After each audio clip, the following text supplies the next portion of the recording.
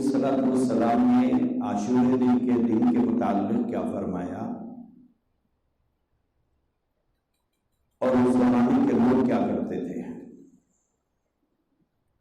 اور ایک اللہ کے نبی علیہ السلام کے دنیا سے رخصت ہو جانے کے بعد عاشورے کے دن کو ایک الگ حیثیت دی گئی۔ یہ دونوں چیزیں بالکل الگ الگ ہیں۔ اللہ کے نبی علیہ السلام نے عاشورے کے دن کے متعلق جس بات کا حکم فرمایا وہی دین ہے، وہی دین ہے، اور مسلمان کو وہی کرنا ہے۔ اللہ کے نبی علیہ السلام نے ایک بات تو عاشورے کے دن کے متعلق یہ فرمائی کہ تم روزہ رکھو، اس سے تمہارے پچھلے گناہ معاف ہونے کی امید ہے۔ اور دوسری بات اللہ کے نبی نے یہ فرمائی کہ آئندہ سال ہم انشاءاللہ 2 روزے رکھیں گے۔ تو گویا اللہ کے نبی علیہ السلام یہ چاہتے تھے کہ 2 روزے رکھے جائیں۔ تو پہلے سال جب حضور مدینہ آئے تھے تو وہاں کے یہودی روزہ رکھتے تھے، تو حضور نے پوچھا تم روزہ کیوں رکھتے ہو؟ تو انہوں نے کہا کہ آج ہی کی تاریخ کو اللہ تبارک و تعالیٰ نے فرعون کو غرق کیا تھا، اور موسیٰ اور ان کی قوم کو اللہ نے فرعون سے نجات دی تھی، تو اس کے شکرانے کے طور پر ہم روزہ رکھتے ہیں۔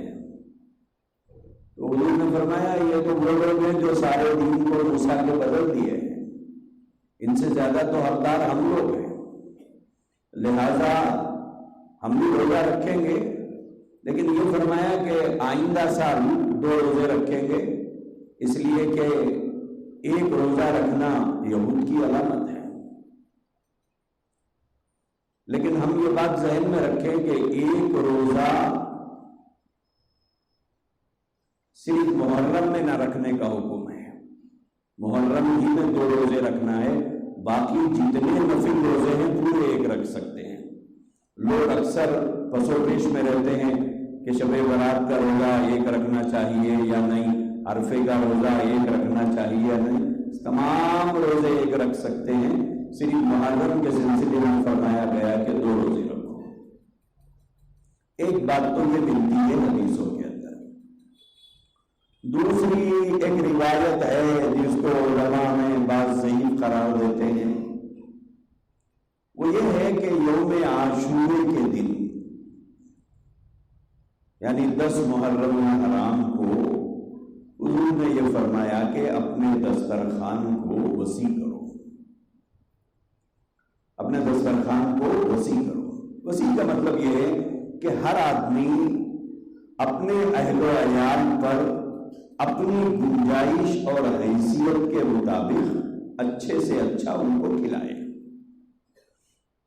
یہ ہے دسترخوان وسیع کرنا، کہ عام دنوں میں جو کھلاتا ہے اس سے بہتر کھلائے۔ اگر اللہ نے گنجائش دی ہے کچھ دوسرے لوگوں کو بھی کھلا دے۔ یہ 2 باتیں ملتی ہیں اللہ کے نبی علیہ السلام سے، ایک روزہ رکھنے کی بات ملتی ہے اور ایک اپنے دسترخوان کو وسیع کرنے کا حکم ملتا ہے۔ 10 محرم الحرام یوم عاشورے کے متعلق دین اسلام میں صرف یہ 2 ہی ہدایتیں ہیں،